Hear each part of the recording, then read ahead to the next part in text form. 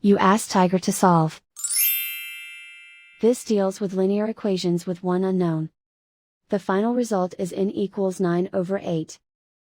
Let's solve it step by step. Swap sides. Group all constants on the right side of the equation. Add 5/8 to both sides.